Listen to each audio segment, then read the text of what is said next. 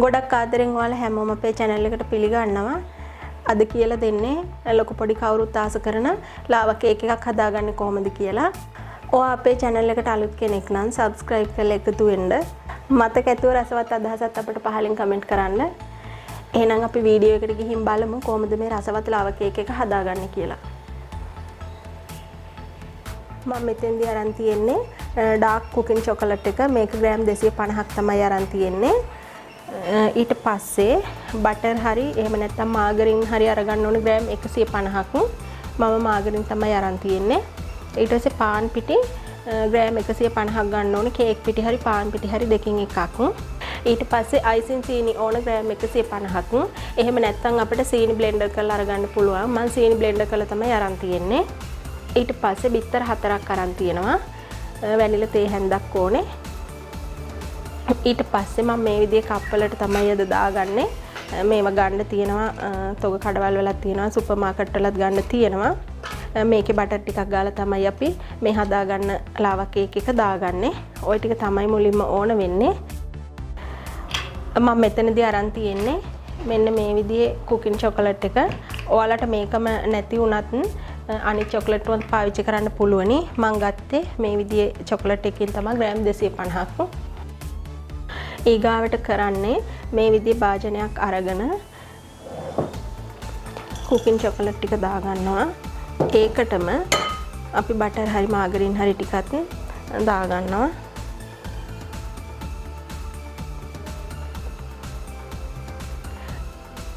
මේක දැන් අපි ඩබල් බොයිල් කරන්න තමයි හදන්නේ. ඒ කියන්නේ උණු වතුර එකක් රත් වුණාට පස්සේ රත් වෙන උණු වතුර එකේ ගෑවෙන්නේ නැතුව මේ භාජනේ තියලා ඒන රස්නේ මේක උණු කරගන්න එකට තමයි අපි ඩබල් බොයිල් කරනවා කියලා කියන්නේ. එතනදී ඔයාලා වීදුරු භාජනයක් පාවිච්චි කරනවා නම් රස්නට ඔරොත්තු දෙන එකක් පාවිච්චි කරන්න. එහෙම නැත්නම් වෙනත් භාජනයක් පාවිච්චි කරන්න. දැන් මම මේ විදිහට භාජනයකට වතුර පුරවලා දැන් මගේ මේ උණු කරගන්න අපි මේ cooking chocolate ටිකයි මාගරින් ටිකයි දාගත්ත භාජනේ මෙහෙම තිබ්බහම බහිනවා. ඒ නිසා මම මේ විදිහට පොඩි ස්ටෑන්ඩ් එකක් තියාගෙන තිනවා. ඒකේ වතුර ගෑවෙන්නේ නැහැ. වතුර තියෙන ස්ටෑන්ඩ් එකට පහලින් අඟල් කීපයක් මම මේ විදිහට මේ භාජනේ තියනවා ඒක උඩින්. දැන් මේ රස්නෙන් තමයි මේක දිය වෙන්නේ.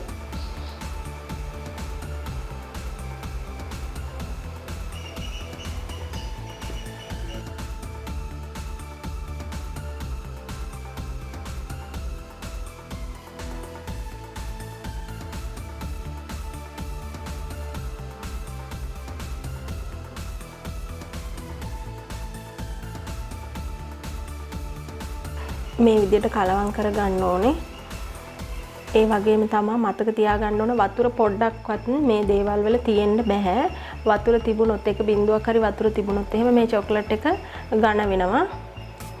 හදිස්සිය හරි ඒ විදිහට ඝන වුණොත් ඔයාලා මේකට ෆ්‍රෙෂ් මිල්ක් චුට්ටක් හරි එහෙම නැත්නම් පිටිකිරි පොඩ්ඩක් හරි දාලා කලවම් කරගන්න ඕන. හොඳම දේ තමයි වතුර පොඩ්ඩක්වත් මිශ්‍ර කරන්නේ නැතුව වියලි භාජන වලම මේවා හදාගන්න එක.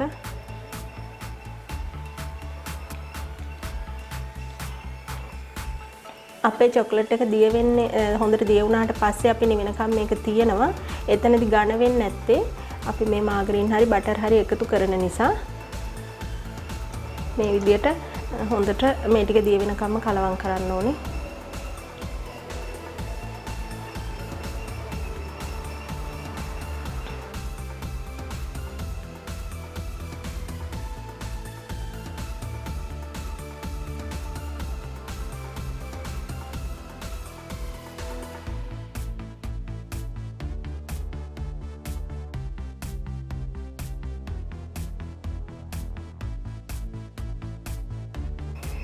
මේ විදිහට හොඳට අපේ මිශ්‍රණය දිය වෙලා තියෙන්නේ. අපි දැන් මේක හොඳට නිවෙනකම් පැත්තකින් අරන් තියන්න ඕනේ. අපි ඒක නිවෙනකම් බිත්තර ටික බීට් කරගෙන හදාගමු. දැන් අපි බිත්තර ටික දාලා බීට් කරගමු.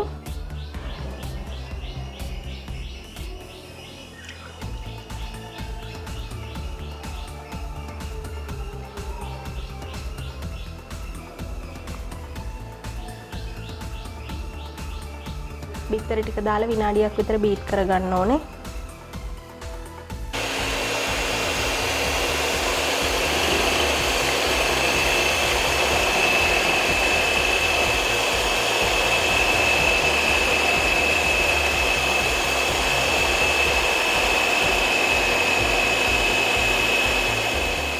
විදිහට අපි බිත්තර ටික බීට් කරගත්තට පස්සේ සීනි ටික එකතු කරනවා. ඒ ටික ඔක්කොම එකවර එකතු කරගෙන අපේ බීටරේ 3ට විතර දාලා විනාඩි 3ක් විතර හොඳට මේක බීට් කරගමු.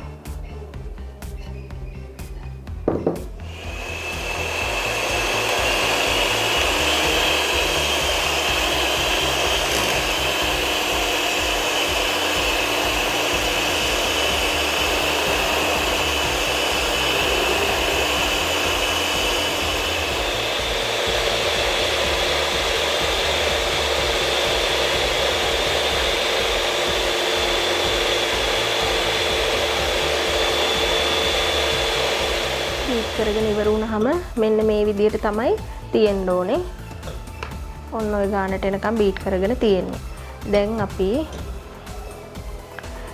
මේ දිය කරගත්ත චොක්ලට් මිශ්‍රණය අපි මේකට එකතු කරමු.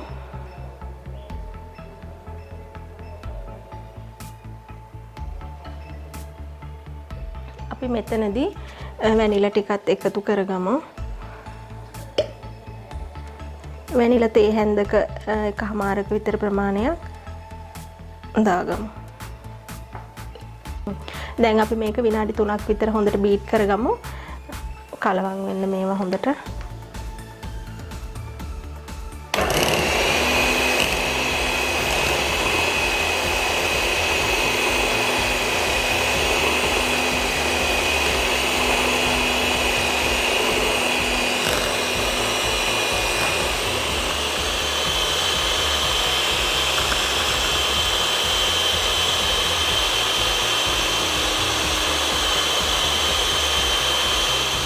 අපි හොඳට මේක බීට් කරගත්තට පස්සේ පිටි ටික එකතු කරගන්න ඕනේ. ඔක්කොම පිටි ටික එකවර දාලා මේ විදිහට කලවම් කරගමු අපි.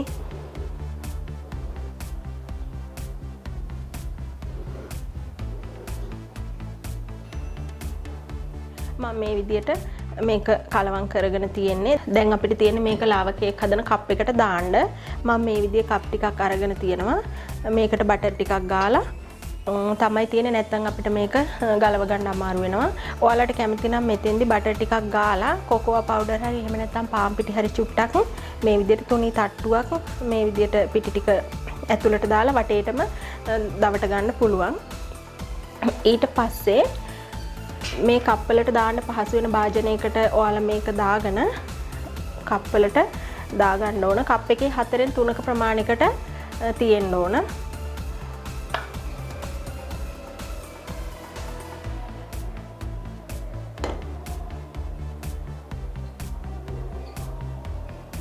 මේ විදිහට කප් එකේ 4න් 3ක ප්‍රමාණයට අපි මේ මිශ්‍රණය එකතු කරගන්න ඕනේ.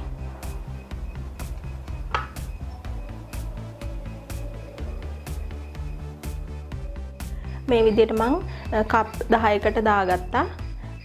අපිට මේක හොඳ ගානට ඇති වුණා කප් 10ක ප්‍රමාණයට. ඊට පස්සේ මම oven එකට මේ ට්‍රේ එක උඩ තියලම තමයි දාන්නේ. දැන් oven එක ප්‍රීහීට් කරලා තියෙන්නේ සෙල්සියස් 200කට විනාඩි 15ක්. දැන් අපි මේක විනාඩි 12ක් 13ක් විතර බේක් කරගන්න ඕන oven එකේ. අපි oven එකට දාලා විනාඩි 12කින් බලමු. මේ තියෙන විනාඩි 12කට පස්සේ oven එකෙන් අරන් ආවා. දැන් හොඳට ලාවා කේක් එක හැදිලා තියෙන්නේ. ඔයාලා කැමති කෙනෙක්ට පුළුවන් මේක ප්ලේට් එකකට අනිත් පැත්ත හරව ගන්න. මේ විදිහට කඩලා බලමු අපි. මේ විදිහට ඇතුලේ ලාවා ටික හොඳට තියෙනවා.